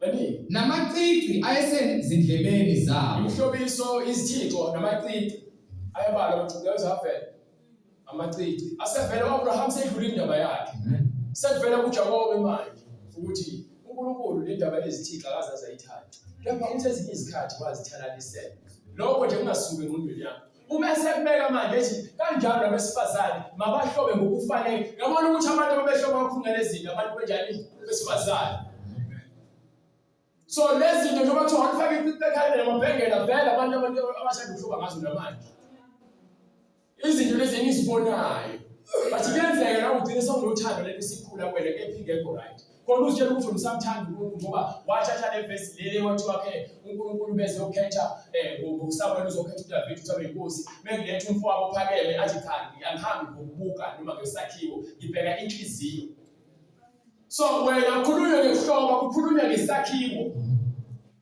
wena sogijimela le verse ngumfundisi wakho uyinyoni la usekwenza impuphu isibayibayi Isivithi ufobe. Lenzo lonto leyo. So now ugijima nale verse le inakho pheze kuza. Musu uthatha iverse elilodwa eBhayibhelini ugijima nalo. Ingozi leyo. Oh, okay. So, bese fika isikhathi ke noma eveza ukuthi amacici bamnike lezo zinto bazisetshenziswa sifaka phansi kweroad. Kepha manje sekuhamba sebebuya eGibhithe, sebebuya ke nalezi zinto lezi sebethatha le dula lenkomo, sebeletha. Ithi incwadi futhi leyo ya Exodus 33 lapho khona uNkulunkulu ethi abasuse lezi zinto zezizwe khulule umntwele ukuthi bakhe ngabo lezi zinto lezi. Abasuse phakathi kwabo. 33 mofundisa ukutshela into engishoyo. So lapho kuyavela ukuthi uNkulunkulu lezinto zokuhloba ngaphandle abantu bagcina sebezenza ibhuku bese kusuka uthando likaNkulunkulu. Kanti yilezi ukuthi wena ugcina sokuNkulunkulu wakho uzibuke esifubeni. Kuphele 40 minutes ufaka umphawu pink la, ufaka brown la, ufaka upende emlomeni, ufaka amacici wekhetha lona le ngeke bangibone. Ngeke bangibone. No. Thathe lezi nwele lezi ezidala wardrobe ezakho zimaqhuluqhondo usazinaki so ufaka ipoint horse ngaphezulu bese uthathe lezi nwele lezi uzwa uyazayina uyazifaka uyazilungisa uyabona ukuthi uyisithixo sakho weqobo lwakho uzenza muhle ngeze Jeremiah before uphume la Jeremiah chapter 4 verse 8 uthi lapho khona usuthethiwe ngifuna ushayisha webright futhi iphile angazi ukuthi umfana omncane shaya marathon. Come on. Incwadi uJeremiah isahluko sesine verse 8. Yebo. Lapho usuchithiwe uyakwenzani na? Yini ongayenza na? Noma wembatha okubomvu, noma ngabe ugqoka okubomvu, noma uzivunulisa into ebomvu phambili beyile ibhuku engathi uyabiza ngogqoka izinto ezibuye ebomvu noma esibubende. Noma uzivunulisa ngezivunulo zegolide. Ingakho ngeke ngize ngithi abazalwane angirecommend bomzalwane bekuthiwa ke impahla ezibizayo ngoba kudala impahla ezibizayo kwakwele impahla eziqapile. Musa ukuthanda ukugqama ezimpahleni. Ngoba lezo zinto zenza ukuthi wena uhluka abantu baphenduke nawe. Njalo wena amehlaba ehlezi kwena. Ayizona. Ngisho perfume oyithenga ungayithengela ukuthi igcwele perfume yakho lesontweni. Igcobele wena ukuthi isingezwa iphunga lokunuka kwakho. Uma ungena sikalaze la sekuyawumanje sekulokhu ngihleli unkosikazi womuntu inhliziyo yami iba nje le perfume. Ngoba mnandi umfazi womuntu. Okay la usana ukwenza izinto ngehaba. Ayizona nto leyo. Hallelujah. Bayezinto ngehaba bazalwane le mfundiso le ilungile abantu abafuna ukwenza izinto. Noma ugaba amehlo akho ngomuthi. Uzenza muhle ngeze. Washiya ukuthi ambona ukuthi angeke usaqaba. Thiwa ke khuluma ngale into yokuphende. Uthwisa kunoshiya uqalwe noshiya suka la sovala la. Amashiya asuka la sovala la. Ingophe zakho ngathi umphele. Uzenza muhle ngeze. Lawo nto uNkulunkulu uthi angisho ngisho ngeBhayibheli. Lithi uzenza muhle ngeze. Izihlobo kangakanani uzenza muhle ngeze. Hallelujah. Lizofakaza lapho kwincwadi yaseqala kaPetru. Incwadi yokuqala kaPetru chapter 3. Kusukela kuverse 1 but izothatha ukuthi iqala from verse 3. Ikhulume nje. Ifuna ukuvezela ukuthi okuphi umuntu ongahloba ngayo. Usuhlelike manje umuhleke manje. Kepha njalo moyo wesolala nobuhle bakho buyakhumuka. Ngoba butshelekile. Abukho emthethweni. Bese uthini ubhala Incwadi yokuqala kaPetru isahluko sesithathu verse lokuqala. Let's start right. Ukuhloba kwenu makungabi ngokungaphandle. Bangabi ngokungaphandle. Okwaluka izinwele. Ungaluki izinwele. Hayi manje nje angithumanga kepha ngibophile ngeshaya straight back noma kuthiwa ulukile noma uthumanga kepha ulukile usalani. Okwaluka zazingeke inwele zehashe lesikhathi zazingekho lezi zinwele lezi nizibonekile leso sikhathi. So angitshela ukuthi hayi phela wakhula ukuthi ungaxhumi ubhalwe ukuthi ungaxhumi. Ungaluki. Manje ngenze njani kama? Ngoba amafutha libe lihle. Amafaki step 1. So ngamashaya ushiswa ama-chemicals wokuthanda izinto. Ungahlobi ungaphandle ungaluki izinwele. Nokokufaka igolide. Ungahlobi ngokucwele. Noma ukugqoka izingubo. Noma ugqoka izingubo zenani. Kepha makube ngumuntu osithekileyo wenhliziyo. Umuntu wenhliziyo uhamba naye. Udla naye. Ugeza naye. Ulala naye. Uvuka naye. Uphila naye. Haleluya wenhliziyo. Ohlala ngokungaphiyo komoya omnene. Onokuthula. Okuyigugu phambi kukaNkulunkulu. Phambi kukaNkulunkulu. Phambi kukaNkulunkulu. Phambi kukaNkulunkulu.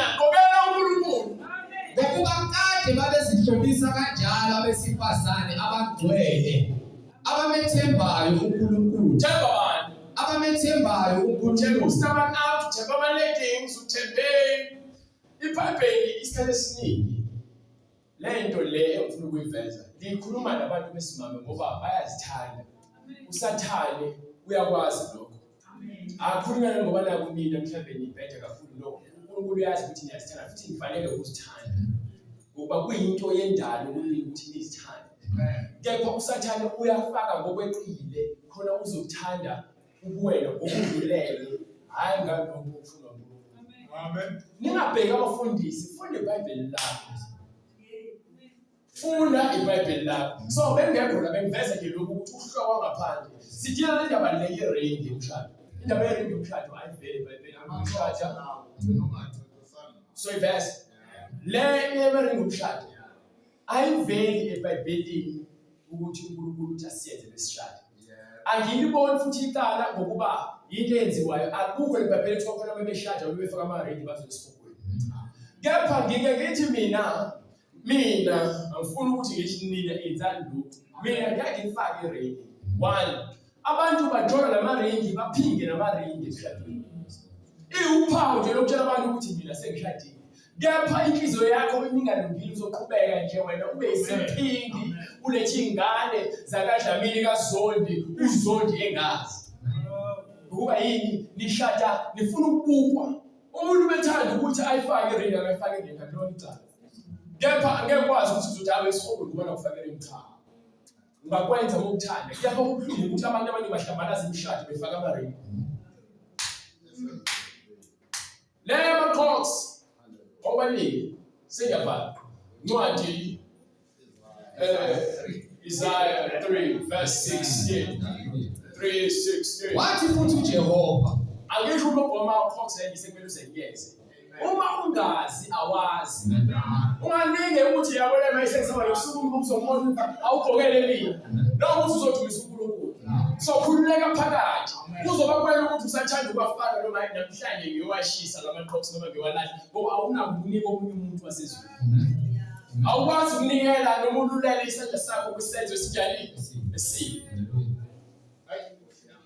Incwadi kaIsaya isahluko sesi-3 verse 16. Yebo. Wathi futhi uJehova, ngenxa yokuba amadodakazi asesiyoni aziphakamisa ehamba elula izintamo eqhikiza amehlo ehamba ehamba exokama ekuhambeni kwawo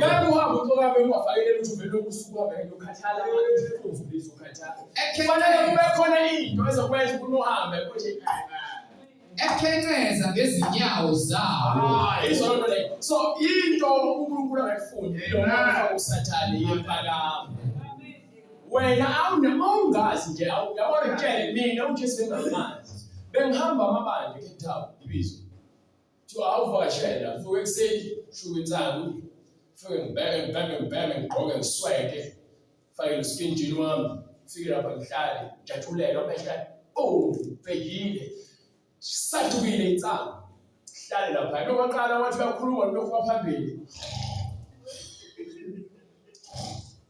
bebethola amehlo ubona sekunyaza isihlalo sengiyabula amehlo amamatsha besifuna lokuvuza.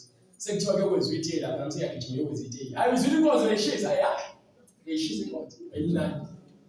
Bengihamba ngenza isono ngingene emabandleni ingekho iqiniso. Bengafundisi sithi ngeBhayibheli njengoba thina sithi-ke uNkulunkulu nakakufunayo nakakuvezayo wena zikhethele hayi ukuthi wena mongazi sowuzofika ngathi manje mina nawe sesiyaxabana. Ngizokusiza ukuthi ungona njengoba umntwana uthanda ungeke uzuze lo ngomthanda ungakhathazeki nakancane uzuthaya kathi ngibheke nje lo ulokubheka amakhokisi ami sobenzisa lento ikhulunywe mina ngakosuku ngiyayigqamisa nje ukuthi umzalwane nomzalwane kube kuwena ukuthi uyathanda ukwenza intando kaNkulunkulu noma cha ukuba uthi amadodana asesiyuku asegcwele impakamo wena wawungakobike kuleso sigaba wawungakobi abantu laba ababephila ngalesa sikhathi lo moya wabangena base beba isibonelo ukuthi ngenxa yalento uNkulunkulu akaneme ngabo ngoba sebezithanda kakhulu. Amen. Eyizona leyo ngakho inkosi iyakuzenza izimpandla izinkakhayi zamadodakazi asesiyoni. Noma ngikutshele lokho ukuthi uthini ngeke ngichazele ngqo ngiyapha ngithi namanje khona abanye abantu njengoba nje bangizosho abanye basebenzisa ama-chemicals ekhanda lize lisho ikhanda lingase inwele lezi ungazi ukuthi ziyabaleka izimoto sezingasakhuli izinwele ubona umuntu ehlezi begundile ngoba yini wasebenzisa lezi zinto kakhulu abanye bayazenza baxhume into ezilehle izinwele bayafaka noma idonse bebeyifaka futhi umuntu esithini esilobe achihlokoloza yini lento le iyamhlupha phepha ethanda kuba imenza abe kuhle. So lezi zinto lezi ubona lokho izimele umuntu uyaqothuka sesavela isiphomo sesawuhafa awusazi into leziqala. Yabo so izinto lezi kumele sizigade bazalwane ukuthi yabona kutshela njengoba lithi mina njengomuntu wesilisa ngingathi mengigunda intshela bese ngilokho ngiyenze yiko bakhona ngitrima ngifuna ukubona abeqhamuka la chaye uhle uthujileke lekhathi yakhe nendlela lengathi ukuthi ingene yabo indlela kaMandela. So lokho zinto kumele sizigweme. Right, mfuna ukuvala manje so ke siqhubeke uma khona umzalwane nombuzo ngiyacela ungasabi ukuthi ungibuze uNkulunkulu emukhuza kuyenza indlela yokuthi wena uthole lokho kufanele ukuthole ngamandla akhe uJesu Kristu inkosi uthi-ke umbhalo ke sebekuzwa konke bahlabeke ezinhlizweni basebethi kuPetro nokuba yabazalwane madoda abazalwane siyamesenjani na wayesethi uPetro phendukani kuthiwa masiphenduke phenduka bengithi ngizokhuluma ngayo lento nohlolo lwakhe indaba yokuphenduka nokubhabhadiswa. Uma uphenduka ubone into yenzayo i-wrong engafanele ubhabhadiswa kanye bese uvuma uJesu ungene emanzini. Uma sobhabhadisiwe wona uyaphenduka ucela uNkulunkulu athethelele ngoba angeke ukuthi njalo wona uzobhabhadiswa. So eyizona leyo so uyabhabhadiswa njengoba lisho iBhayibheli iphendukani yilo nalo abhabhadiswe egameni likaJesu Kristu. uJesu washo wathi kumele nibhabhadise abantu anibhabhadise egameni likayise nelodana likaMoya Oyingcwele onoqonda noma owazi uJesu kahle uyazi ukuthi igama awekho mathathu akusho ukuthi amagameni amathathu kepha enkonzweni kuthiwa emagameni amathathu likayise likalodana likaMoya Oyingcwele awahlukanisile igama likayise nelendodana nelikaMoya Oyingcwele akusho ukuthi egameni likayise egameni lelodana igama likayise nelendodana ubani osemhlabeni ngegama elisha ubani owayengaziwa uAbrahama ngoJehova kuye lo owenza amanzi nangegazi. Yes. uJesu Kristu usengamanzi nangegazi ungenamanzi ungabona amanzi kuphela amanzi negazi nomoya ofakazayo nomoya ofakazayo ukuthi le gama le uzengalo uJesu igama le yayizisho lencwadi ngokuba umoya uyiqiniso umoya unjani uyiqiniso wena umoya uyiqiniso hlezi nje lokuyisiyabuyapho njengegagasi lokho wayehla weyinyuka lokungazazi ukuthi uyini kepha umuntu nomoya weqiniso isisekelo sakho sizohlala eqinisweni uyohlezi ukukhanya phakathi kwabantu ngenxa yeqiniso. Okay, right, ngelithi iBhayibheli phendukani yilowo nalowo wabhabhatiswe egameni likaJesu Kristu ukukhulisa kwezenozelo akekho obhabhatiswayo eBhayibhelini noyedwa engambona bekuthi mhlambe kwenomzalwane wakwabona sengisho kakhulu bazalwane ababhabhatiswa-ke in the name of the Father, in the name of the Son, in the name of the Holy Ghost. Mabhabhatiswa njalo babhatiswana awubhabhatiswe egameni likayise utali bonke kupapashwe egameni kuthiwa igama libhalwe phansi. Umpostoli ulibiza ngoba bonke abapostoli basebenza ngalolu gama. Igama likaJesu Kristu. Ngoba babhadiswa wanikwa igama elithi Primrose. Awubabhadisiwe. Awungazeli lutho. Babhadiswa abantu abaphendukayo.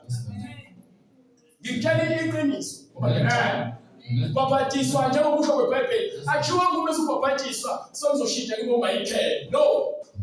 Kwigama lesingisi wanikwa ngimokayo kuthiwa umhlengi Michael. Angidingi umfundisi ngqondo igama. Akukho lokho eBhayibhelini. Akukho. Amen. Akukho mawukuthi uyakholwa yizwi kaNkulunkulu uthatha lokho. Uphenduke babhadiswe egameni likaJesu Kristu kukho ukuthethelana kwezono lozalo. Khona ukwambeliswa isiphiwo sikamoya oyingcwele. Kuba nesithembiso yesenu nesabantwana benu. Isithembiso asidayisi. Sabo bonke abakude. Sabantwana benu, sabo bonke abakude. Bonke inkosi uNkulunkulu eyababiza. Wafakaza nangamanye amazwi amaningi wabayala wathi zisindiseni lesizukulwane esiphambeneyo. Zisindiseni isizukulwane esiphambeneyo. Chaza isinqumo. Ungabheka eceleni, bheka phambili, bheka uJehova, bheka uJesu. Uyena uzokuphilisa. Yeke uphilise ukuthi anginabahloli bazosuke bakhona ukuthi singaphenduka bese bayangihleka. Lapha yana bese kwahlule nayo bengasekho leyo. Wonke umuntu namacala akhe. Bese kwahlulelwa ngawo. Sekuthiwa ke nasi isabelo sakho lapha yanilwe. Sokuthina nje sinangangena nje esontweni. Hayi Jesu. Thiwe hamba odla ngoba uSathane lapha. Yosha. uSathane lo sibusayo emhlabeni usazosha naye. Okwaphakade so unaleso sazelo ukuthi uyazi ukuthi thina sihlalelwe icala. Yena ke nje sekuphelile ngabe segwetshwe kwaqeda. Isikhathi nje sibekiwe sokuthi ahambe ufamily manje udonsa abantu azohamba nabo. Ngoba yini vele ufuna ukuthuka uNkulunkulu ngawo. Ukuthi buka abantu bayakhona ukuthi ungumangalelo wabazalwane babangalela ini usuku lemini. Ilawo nalowo ufuna ukubhaphathisa noma bakuphi. uNkulunkulu emuhle yenza indlela. Wena uyabuza nokusuku emokhona endlini wazi ukubhaphathisa ngeke lefanele. uNkulunkulu ekwenzela umusa uyakubhaphathisa egameni likaJesu Kristu yokusho kwempilo. uNkulunkulu emuhle yaphinde futhi asibhile siphinde sibonane futhi ngokuzayo ngamandla akhe nangothando lakhe. Umusa wakhe usandele sonke siqhubeke siphelelise uthandweni lukaNkulunkulu. Siyabonga abazalwane. Sicela uNkulunkulu yakufundisa. Lihle liphelele linamandla igama lakho Jesu.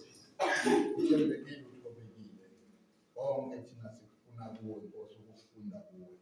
Ngegama likaJesu Kristu waseNazaretha ophilayo. Amen. See you.